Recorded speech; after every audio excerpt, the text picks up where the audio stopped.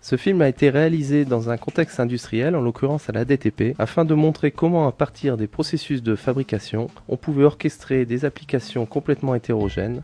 On a modélisé donc ce processus dans la solution Agilium de BPM. Cette solution permet d'intégrer directement, une fois saisies, ces commandes dans les ERP. Ces commandes vont être soumises à validation. On va pouvoir passer en phase suivante de planification, puisqu'une fois que les ERP auront retourné les validations de commandes, l'outil d'orchestration va transférer directement au module de planification.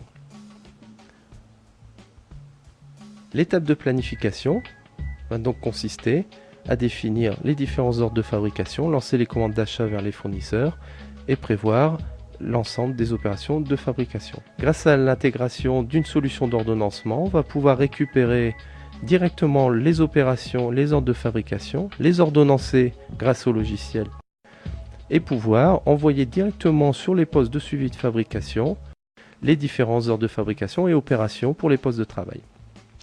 On passe ensuite donc en étape de fabrication. Vous voyez que dans le processus, on a modélisé 3 activités possibles qui sont le suivi de fabrication, les contrôles qualité et la maintenance. Si on prend le cas de la fabrication, on va donc transmettre toujours automatiquement et sans ressaisie via Agilium les différentes données dans l'outil SIMAG.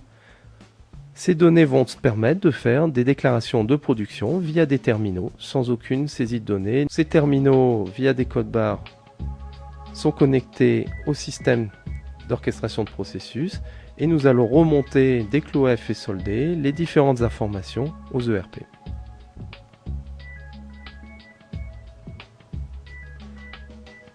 Durant cette fabrication, bien sûr, nous avons des étapes à la fois de contrôle qualité et de maintenance.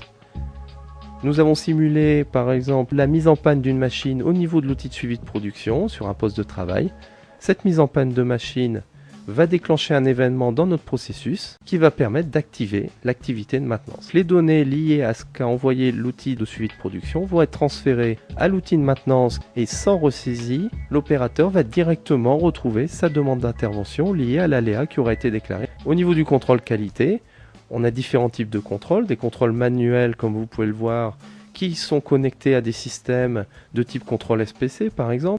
Les cartes de contrôle sont générées automatiquement, sans l'intervention de l'opérateur et vont permettre de déclencher des règles. Les documents de contrôle seront générés automatiquement et associés à l'ordre de fabrication par retour d'information dans l'ERP.